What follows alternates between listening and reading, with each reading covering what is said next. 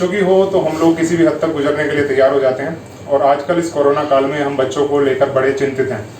तो इसी से रिलेटेड बात करने के लिए आज हमारे साथ हैं मेरठ के जाने माने बाल रोग विशेषज्ञ डॉक्टर अनुज रस्तोगी जी।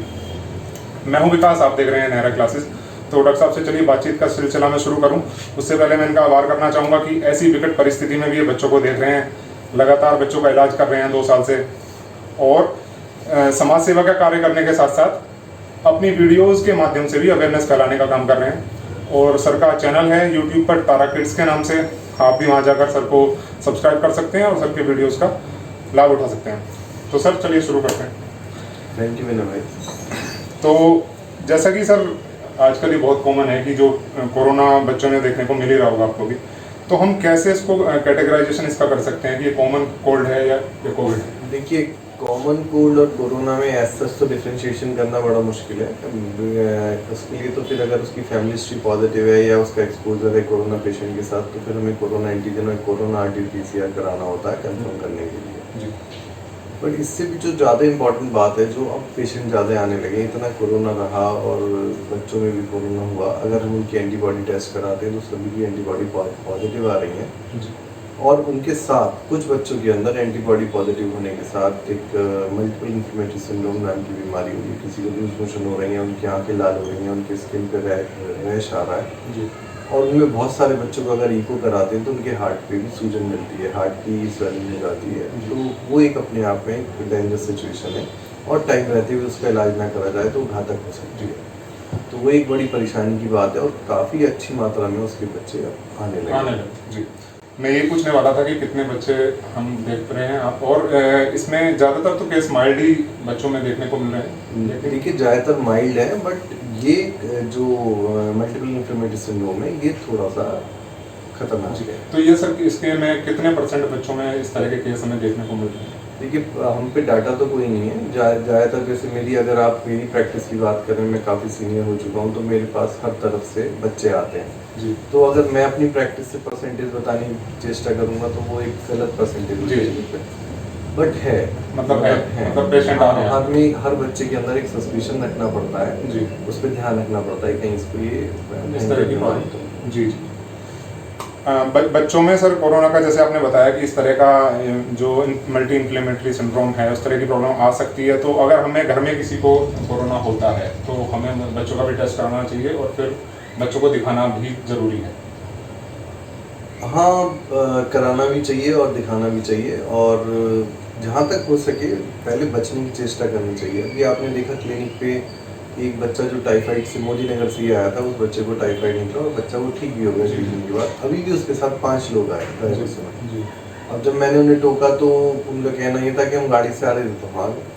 अब ये एक मतलब ये मानसिकता जब तक चेंज नहीं होगी तब तक आप देखिए बार बार लॉकडाउन ही लगता है। जब तक आप अननेसेसरी जहाँ कोई काम ही नहीं था जी, बच्चा ठीक हो रहा है, अब आप 4 जने उसके साथ और बैठ के आ गए, जिसमें 2 बुजुर्ग भी हैं। अगर उन्हें कोई कोरोना हो जाए या उनमें से किसी को कोरोना और वो क्लिनिक पे किसी को दे जाए, मतलब आप इसी तरह ये स्प्रेड होता है।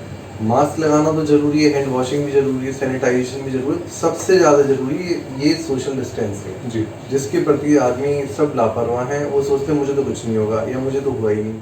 और सेकंड वेव के आने के पीछे का यही कारण भी है। सेकंड वेव जो इतनी खतरनाक रूप से है, इसका कारण भी यही है। डॉक्टर साहब, आपने कहा कि बचाव करना जरूरी है, तो बड़े लोग तो फिर भी चलिए समझदार होते हैं, बच्चों में बचाव हम किस तरीके से करें, अगर आप गाइड कर सकते हैं? जैसे कि बच्चे मास्क नहीं लगा पाएंगे। देखिए, बच्चे जो 2 साल से नीचे वाले बच्चे मास्क नहीं लगाते, बट अब सबकी देखा देखी बच्चों ने मास्क पहनना शुरू कर दिया है। बहुत अच्छी परसेंटेज में बच्चे मास्क लगा के आते हैं और खुशी खुशी मास्क लगाते हैं। उनके थोड़े मास्क फैंसी भी हैं। हमने भी जैली तारा के मास्क बनवाए हैं बच्चों के लिए जी, जो हम पेरेंट्स को देते हैं। कि मैं दिखा रहा हूँ, और ये हमारे मास्क बच्चे बड़ी खुशी खुशी पहनते हैं। और मैंने पहले तारा किड्स के बनवाए थे, भी जैली तारा का मास्क है, खुश होके पहनते हैं, डिजाइनर मास्क है।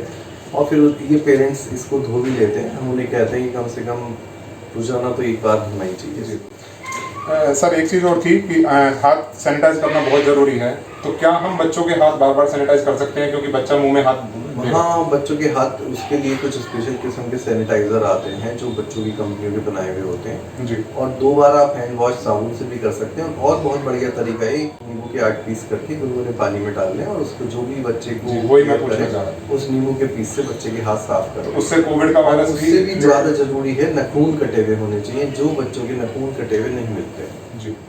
तो ये जो नींबू वाला आपने बताया, इससे कोविड को भी रोका जा सकता है? काफ़ी। ठीक है सर। तो बचाव के साथ साथ हमें थोड़े से नुस्खे जो हैं अगर हम इस्तेमाल कर लें बचाव रखने में, सैनिटाइजेशन अगर सुविधा नहीं है तो हम नींबू का इस्तेमाल कर सकते हैं। सर हमें कैसे, जैसे कि बात हो रही है कि थर्ड वेव आ जाएगी और वो बच्चों के लिए बहुत ज़्यादा हानिकारक हो सकती है, तो क्या आपको लगता है? जो बच्चों के लिए जो मैं आज फोर्सी कर पा रहा हूँ, ये मल्टीपल इन्फ्लेमेटरी सिंड्रोम है जो बच्चों को परेशान करने वाला है। एज सच बच्चों के अंदर वो रिसेप्टर नहीं होते जिससे डायरेक्टली प्राइमरी अटैक से बच्चा सीरियस हो जाए। और अभी तक मैंने कोई बच्चा देखा भी नहीं है जो कोविड की वजह से जैसे ऑक्सीजन रिक्वायरमेंट वगैरह आ गई हो।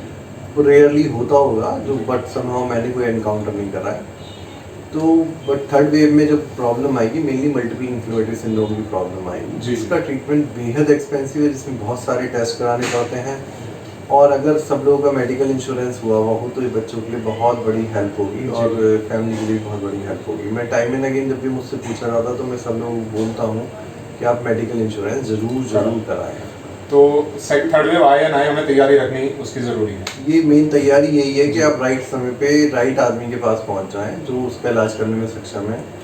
तो आप उन डॉक्टर्स के पास चले जाएं, वो तब आप तभी जा पाएंगे जब आपको इंश्योरेंस हुआ होगा, अदरवाइज आप जाने से बचेंगे। मेरा अगला सवाल यही था कि बच्चों में इसका प्रकोप कम क्यों है, तो उसका जवाब आपने दे दिया कि रिसेप्टर्स नहीं है, उस टाइप के रिसेप्टर्स नहीं है। और बच्चों को ना सिमिलर किस्म के वायरस बार बार अटैक करते रहते हैं, वो भी उन्हें कहीं ना कहीं वो प्रोटेक्शन दे। मैंने ये सवाल जो है गोडसे जी से भी पूछा था, तो उन्होंने कहा था इम्यूनिटी ज़्यादा होती है बच्चों की, तो शायद ये भी रीज़न है। हाँ नहीं, इम्यूनिटी, हाँ इस तरह से भी कह सकते हैं। इम्यूनिटी एक बड़ा नॉन स्पेसिफिक सा वर्ड है।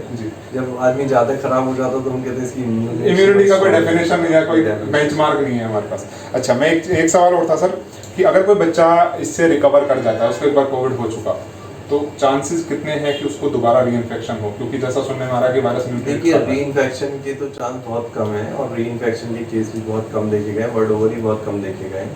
बट असल चीज़ ये है कि अगर उसका लंग पहले से कंप्रोमाइज है या उसमें कोरोना या फ्लू नाम की वायरस अगर हुआ है और उसके लंग्स को उसने कमज़ोर करा है, तो उसके साथ वो कोई दूसरा इन्फेक्शन भी इनवाइट कर सकता है टाइम में जी। तो अगर बच्चों के जो ज़रूरी टीके हैं अगर वो आपने सब लगवाए हुए हैं, जैसे फ्लू का वैक्सीन एक बहुत ज़रूरी है जी, और जो हर साल बच्चों को लगना चाहिए, ऐसे ही और भी टीके हैं। अगर आप अपने जो भी आपके बच्चों के डॉक्टर हैं, आप उनके संपर्क में आके अपने बच्चों के टीके जरूर लगवा के रखें। और वो एक क्रिटिकल थिंकिंग में डॉक्टर की बहुत फ़ायदा करता है। मान लो बच्चे को बुखार नहीं उतर रहा तो हम उसमें टाइफाइड भी सोचते हैं, मलेरिया भी सोचते हैं, यूरिन इन्फेक्शन भी सोचते हैं। बट अगर उस बच्चे को टाइफाइड का पूरा कोर्स हुआ हुआ है तो हम एक बीमारी अपने दिमाग से एलिमिनेट कर लेते हैं कि इसको टाइफाइड नहीं हुआ होगा। तो ये वैक्सीनेशन का बहुत बड़ा रोल है बच्चों की हेल्थ में, जिसे पेरेंट्स को समझना चाहिए। आजकल कोविड पे ही है फोकस, लेकिन हम ये भूल जाते हैं कि दूसरी बीमारियां भी कहीं गई नहीं है, वो हैं, तो हमें टीका लगवाना। एक्चुअली देखिए, टीका लगवाने के प्रति बहुत ही उदासीनता है। कोविड का भी वैक्सीनेशन उतना रैपिडली और उतना शिद्दत से नहीं हुआ जिस तरह से होना चाहिए था।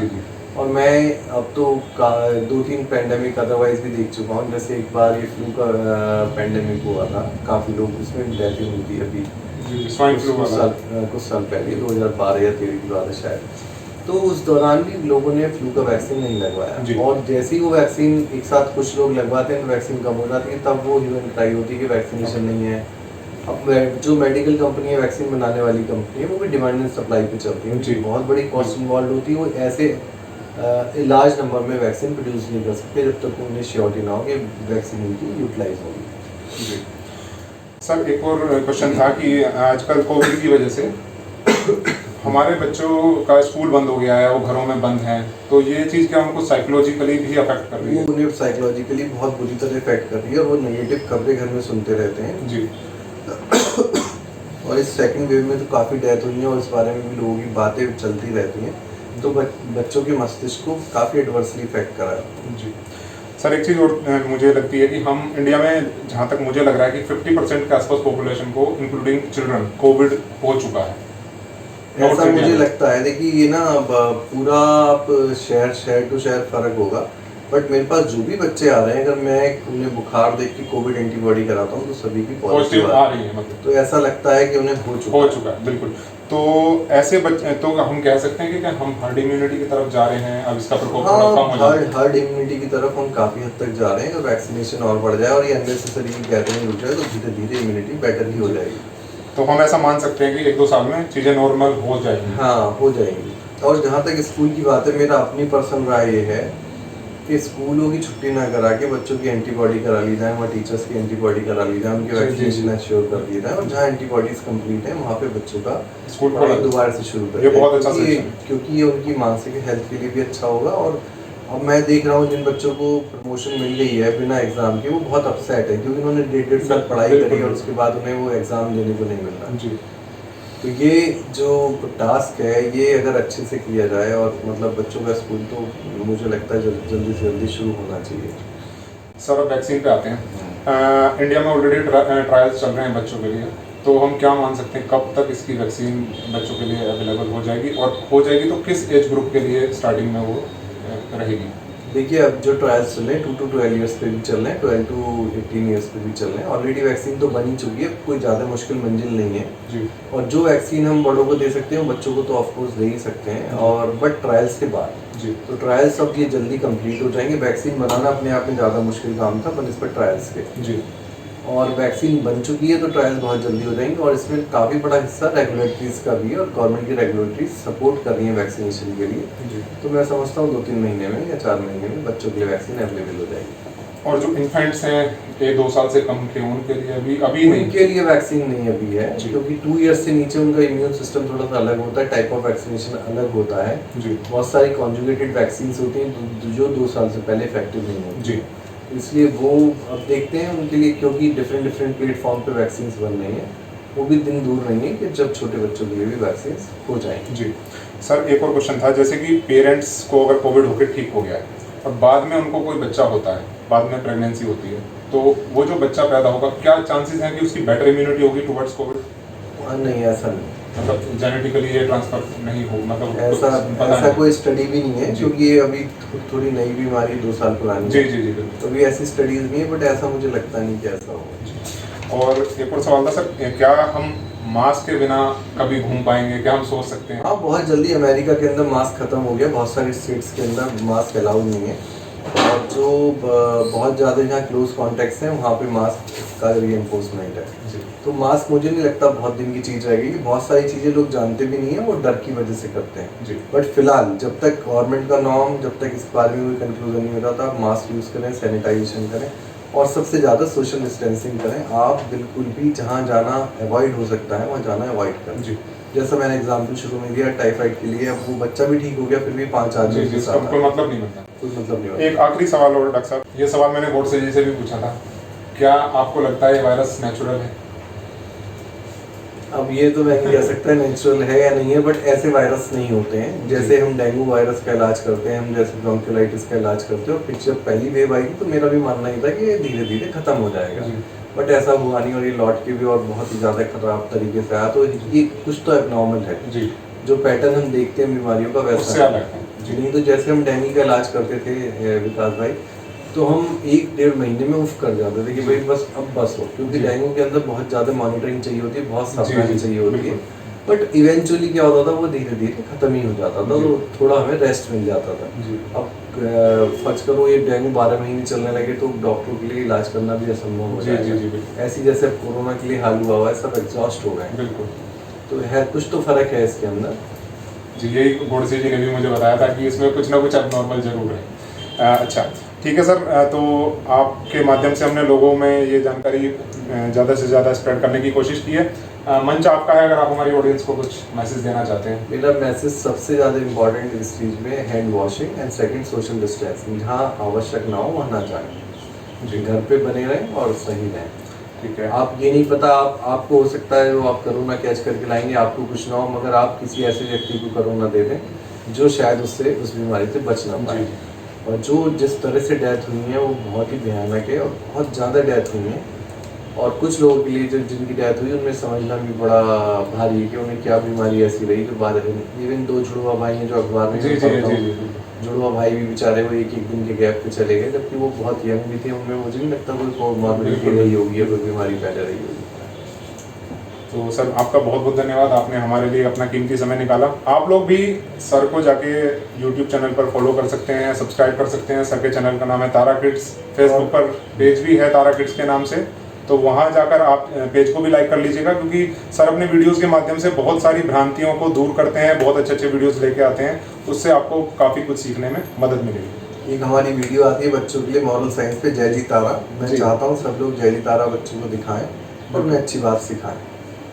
चलिए सर, आपका बहुत बहुत धन्यवाद। Thank you. मिलते हैं आपसे फिर दोबारा।